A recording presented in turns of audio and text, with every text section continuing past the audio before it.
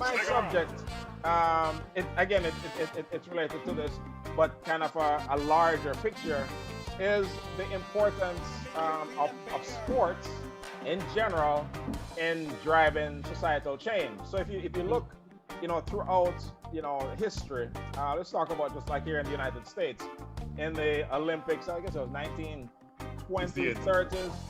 No, before that, with Jesse Owens, when he was, dominating, running, in Germany, with Adolf Hitler there. So seeing a black man excelling, that made a huge societal statement.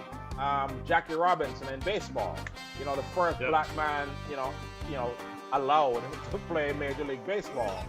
That kind of moved, the ball for equal rights a little bit further. In the '68 Olympics, with the Thomas Smith and John Carlos. Thomas Smith and John Carlos, standing on the platform there in the middle of the civil rights movement with dogs, setting dogs on people, and stand up on the podium with fists in the air with black gloves. These things are important. Muhammad Ali, decided I'm not going, to fight in Vietnam. I don't know those people. Fighting rich white man's war when we don't have equal rights here. Here, right? exactly. So as give many more examples. Colin Kaepernick in recent days, in recent times, of how important sports is in just driving societal change. Because for many people, their only knowledge and interaction with black people is seeing them on their TV playing sports. So exactly. I love when athletes use their platform to influence and drive societal change. So just throw out a question, to the overall panel. How important do you believe that sports is in driving societal change? Just speak on that. We call people out. You take too long to answer. Text. Talk about it. What does it matter? It matters a lot. A couple things. I'm gonna go to my notes here. In 2000. All right, Brian. Go to my notes. I want to spit facts. And when I spit, I want to spit hot bullets. Let's hear it. Back in the 1930s, George Headley. In 2000, now if I'm saying this correctly, the Larius World Sports Awards, Nelson Mandela. Now, if y'all ever heard Nelson Mandela speak, hey, man, this man here is something serious, inspirational. Check him out. He stated that sports has the power to unite people in a way that little else does. Okay, that says a lot. Now, when I heard him say that, I started to think to myself, what does he mean? Okay, now I start to think to myself, when I go to a sporting event, okay, what is the demographic of people I see? Basically, you see all races, all colors, all creeds, and they're all united for one thing, to cheer on that one team or not to cheer for that one team. It's one of the two things, okay? And I started doing some research, and what I started to realize is that most people, races and groups as a whole, we stick to what we know. We stick to our own thing, and we don't start to branch out until, when? We go to college or we hit the workforce, okay? So in some experiences, and I can speak for myself, you don't encounter different races, ethnicities until you venture out from your own neighborhood. I mean, when I mean neighborhood and things like that, I'm talking about going to school. So you might not encounter an Asian person until you go to college, a white person until you go to college, and things like that. But one thing that unites a lot of people is sports. You go to a sporting event and you see every race, ethnicity, or what may have you at that event. And at that point, you might see or encounter somebody you've never seen before, and y'all are right next to each other in this seat, okay? And the common thing that binds y'all together at that moment is cheering for that team or what may have you, okay? So if this is my first encounter and I've never met, I'm gonna say an Asian person, all right? And I'm thinking to myself, you have all these preconceived notions of Asian people or whatever, and I'm right next to them, and at the sporting event, we high-fiving, we talking, Yes. and then it's like, man, what you do for a living? Oh, I'm like, oh, man, me too. Where you stay? Oh, man, you stay right down the street from me. Man, let me get your number. So from then, okay, you got a friend, okay, from another race, ethnicity, whatever, that you've never encountered. So it makes you think, about the things that you've learned over the years. So now that you have a friend that's Asian, you start to, see things on the news and things like that, and start to think, you know what, let me see what they're talking about, because I've heard this about them on the news all the time, but I just met my man the other day, and it don't seem like that going. So let me see what they're interested in, and let me do my due diligence and see. And what you come to realize is they're no different from you. Okay. Yep. So coming from that, and I start to do some more research, and I start thinking about, okay, everything in America boils down to the almighty dollar. Okay. How much money are we spending in sports? Okay. And when I say in sports, I'm talking about in advertising and things like that. When I did my research in 2019, 30 billion, dollars has been spent in sports advertising. And y'all know what I'm talking about, because y'all know how much it costs for a Super Bowl ad. That's the prime time thing. When the Super Bowl comes around, people spend 10, 20 million, 30 million for a 30-second ad. Why? Because they have our attention at that point. Okay, so they're willing to spend that money in order to get their point across, or basically to generate a sale. Okay, so when all this money is spent around these sports that we watch every Sunday or what may have you and covet, what we have to look at is the top athletes in those sports. Okay, so they already have our attention. So when a person like LeBron, comes and advocates for Black Lives Matter, we pay attention, because these are resources, and he has platforms that we couldn't normally reach as individuals, because all these millions of dollars are spent on advertising, so it has a major impact in everything we do. Yeah. So, and just kind of going along with that point, you're absolutely right. I mean, just think of if you can remember that far back, like when the Rockets were winning championships, going out to a bar or whatever. I mean, it just kind of brings everybody together. You don't care. He's black, he's white, he's Democrat, he's Republican, he's from the north side, he's from the south side. You don't care. We're all on the same team. Right. And so and with that platform, I love to see when athletes use that platform to advocate for things, with LeBron and Black Lives Matter.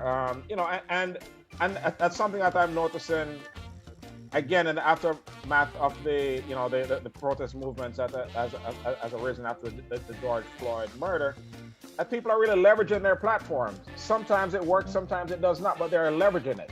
Where I went to school, University of Texas at Austin, a lot of the athletes made some, demands of the school to make certain changes, like our fight song, right? As kind of researched, the eyes of Texas are upon you, looking up on the history of that, that has a racist origin. It was the eyes of the South are upon you, and it was basically the eyes of the slave master looking out for the slave. So that's how it started, and then they changed it to Texas. And so the athletes were like, we're not, singing that song anymore. And then, and they made their demands. And again, you got to run up in some brick wall sometimes, because that song talked any UT grad that we've been singing it for years, and we thought it was really about beating Oklahoma. It was really about slave. Our eyes are on you, slaves, right? But so using that platform, because sports is so visible, and it's in everybody's living room, it has the ability to really not that it's going to like make the change itself, but it gives you a different perspective. For example, like in the NFL and the black quarterback, right? Seeing a black quarterback, they pretty much the leader of most teams, the quarterback or the head coach, seeing a black person in that position, it now gives you the concept, okay, a black person can actually lead. So maybe he can be the head of my department or the head, we don't, but it kind of like makes it not seem that crazy that a black person can be in a leadership position. And again, that's because people see that in sports. So sports is very important in driving societal change, especially. Well, my opinion on it is just slightly different. Right. I see sports as a tool to motivate people and to shine a light in a direction that you usually don't see it. For example, good point. I remember first hearing about Tiger Woods playing, and you wouldn't see a lot of black people playing golf at the time, or even pay it any consideration. But after Tiger start mashing up the place, I remember seeing the advertisement, I am Tiger Woods. I am Tiger Woods. Now everybody, especially us as African American, wants to play. The same thing about Gabby doing gymnastics. It wasn't something that African American is interested in. I'm an African Jamaican, but go on. Right. So now you have a lot of young black kids wanting to be a gymnast because they can see one excelling and being the best in the world at it. Just like our Jamaican swimmer. Before you usually didn't see a really dominant black swimmer, not to mention a woman that was a great swimmer. It was unheard of. But now you're getting sponsors for black swimmers. So what sports does for you is it shine a light in a direction where another race can step up. Not necessarily. Let's not forget about Venus and Serena. Right. Exactly. So, tennis whooping everybody. Right. Hey. So that is my. They had no answer for them two. That is my take on what I think. That sports can do for you. Yeah, I think that falls in line with what with what we're saying. It is more than about just sports. Right. Brian, you have the floor for just 45 minutes this time. What do you think? I know I said the word cricket. Let's see if you can. I'm about to say, you brought me on here to talk about cricket. I'm going to tell you that, in Jamaica you have the phrase "cockroach no business in a foul fight." So I might be a cockroach walking into this. But just think of the countries India and Pakistan, and the absolute enmity that there is between those two countries. The only thing that you will biggest word ever used on Just Reasoning. What? Enmity? Speak for yourself, man. I'm joking, man. I'm joking. If you ever see... that's the next episode. We touched on that last week. If you ever see the Indian cricket team play against the Pakistani cricket team, think about the relationship between the country of India and the country of Pakistan. Best friends, yes. No. And then think of India and Pakistan playing each other in cricket. To see the camaraderie between those players, to see how they joke with each other, to see at the end of the game they're hugging each other. That tells me that if there's going to be a breakthrough in that international relationship, right, at least part of it is going to be propelled by sports and cricket to be specific. And understand that they have the biggest of platforms. I'll give you a quick stat, right? Quick. In 2015, the highest ranked Super Bowl in terms of viewership was New England against Seattle. That's when really? what's his name? Tom Brady. No, Russell Wilson threw that pick right at the goal line. Yeah. Beast mode. Beast mode. Beast mode. Sends the ball to Marshawn Lynch. He walks in. You win the Super Bowl. Right. That Super Bowl was the highest ranked in terms of TV viewership. Ever? 132 million people worldwide watched that game. Really? That's the highest. They knew ever. that play was going to happen. I'm gonna check that. Did Go they ahead. know that play was going to happen? Check Google it. that. Check Google it. that. You don't Check mind? that. I'm googling Check it. that. Yeah. Google it. 3 weeks Hey, after here's the that thing you game need was to understand played. about Brian before you say it. Brian will say something wrong, but him say it loud and him say it deep. And So you you don't believe question it. And you believe it. You're like, Hey, loud and deep, he must be look right. it up. If you don't believe me, look it up. But here's the point I was It's making. not raining outside. It is not. But here's the point I'm making. 3 weeks after that game was the opening match of the World Cup between India and Pakistan.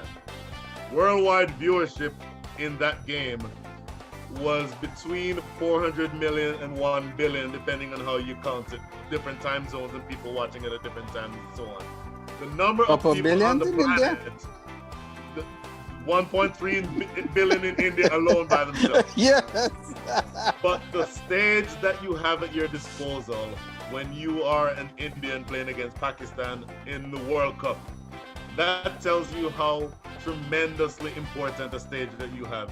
And if you're able to show that this person who is across from me, who's wearing green and I'm wearing blue, yes, we want each other, we want our individual teams to win, but I don't have to hate him.